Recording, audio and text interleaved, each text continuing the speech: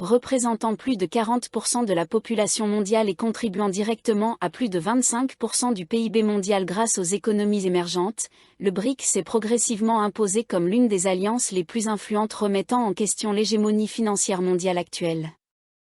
Le récent sommet du BRIC de 2024 s'est concentré sur l'augmentation des appels en faveur d'un ordre mondial multipolaire et d'un système monétaire plus décentralisé et équilibré, notamment en matière de dédollarisation. Cette orientation s'inscrit dans l'objectif principal du BRIC, remodeler les cadres de gouvernance internationale pour contrebalancer l'hégémonie des États-Unis. Réduction de la dépendance aux institutions financières occidentales.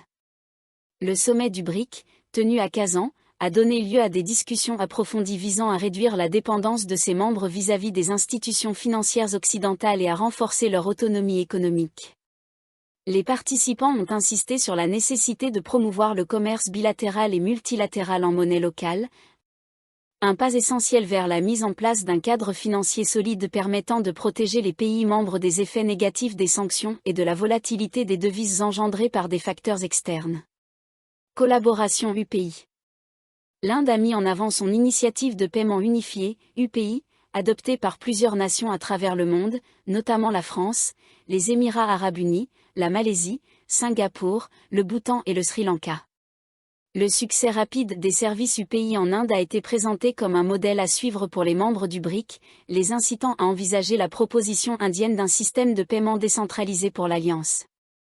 Le système de paiement BRIC, proposé par l'Inde, a été l'un des points marquants de la réunion de Kazan. Cette initiative stratégique vise à établir une structure indépendante facilitant les échanges commerciaux entre les pays du BRIC sans dépendre excessivement du dollar américain ou des institutions bancaires occidentales traditionnelles. L'objectif est de renforcer l'économie du bloc et d'accroître sa compétitivité à l'échelle mondiale. Un jeu d'équilibre entre l'Inde et la Chine. Des experts estiment que l'Inde a intelligemment utilisé sa puissance économique croissante et ses relations géostratégiques pour contrebalancer l'influence grandissante de la Chine au sein du BRIC. En défendant la création d'un système de paiement propre au BRIC, l'Inde cherche à attirer des nations désireuses d'obtenir une plus grande indépendance financière face à la domination économique des États-Unis et de la Chine. Les discussions multilatérales au sein du bloc illustrent la position stratégique de l'Inde, qui oscille entre coopération et compétition avec la Chine. En s'engageant activement dans la diplomatie, l'Inde démontre son attachement aux objectifs généraux du BRIC tout en s'efforçant de contenir la montée en puissance financière de la Chine. Cette approche réfléchie souligne la volonté de l'Inde de préserver ses intérêts stratégiques dans un contexte géopolitique en constante évolution. Opposition de la Chine et implication. La Chine n'a pas accueilli favorablement cette initiative, consciente que la mise en place d'un tel système inciterait les pays membres à effectuer leurs transactions dans leur propre devise. Cela limiterait ainsi l'influence du yuan et contrecarrerait les ambitions de la Chine visant à en faire une alternative au dollar américain à long terme. En réduisant la dépendance au yuan, le système de paiement BRIC permettrait à chaque pays membre de renforcer son autonomie financière sans être piégé par le réseau d'endettement chinois. L'initiative indienne est perçue comme un moyen de rééquilibrer le pouvoir au sein du bloc, d'autant plus que de nombreux membres ne souhaitent pas voir la Chine exercer une influence excessive. L'Inde consolide ainsi son « soft power » au sein du BRIC et renforce son statut de leader parmi les économies en développement. Face à la politique de la « diplomatie du piège de la dette » pratiquée par Pékin, la proposition indienne pourrait également séduire des pays extérieurs au bloc. Par conséquent, cette initiative s'avère être une victoire stratégique pour l'Inde dans sa lutte pour contenir l'influence chinoise, notamment dans le cadre de l'initiative des Nouvelles Routes de la Soie, BRI. Si elle est mise en œuvre, elle pourrait redessiner le paysage financier mondial et stimuler les échanges commerciaux entre l'Inde et les autres nations du BRIC sans contrainte des barrières financières imposées par le dollar. Recherche spatiale, un partenariat renforcé avec la Russie. Un autre jalon stratégique pour l'Inde lors de ce sommet a été sa collaboration avec la Russie dans le domaine de la recherche spatiale. La Russie s'est associée à l'Inde pour travailler sur le consortium d'exploration spatiale, tandis que la Chine poursuit seule son projet de station internationale de recherche lunaire.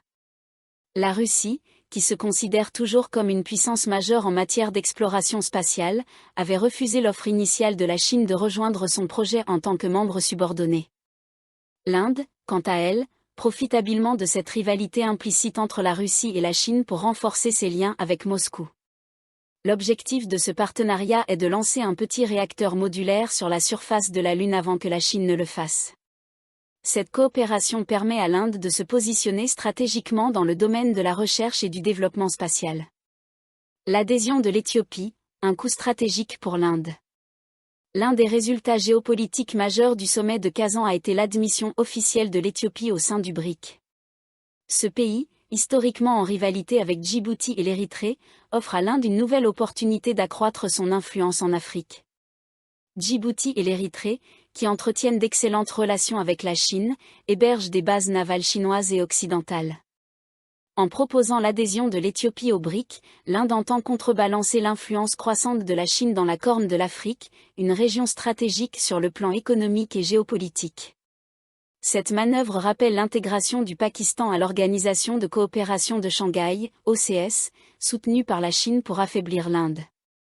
De la même manière, l'admission de l'Éthiopie pourrait permettre à l'Inde d'exploiter les tensions régionales afin de limiter l'emprise de Pékin sur le BRIC. Une victoire stratégique pour l'Inde. Dans l'ensemble, le sommet du BRIC de 2024 marque une avancée stratégique significative pour l'Inde face à la Chine et aux puissances occidentales.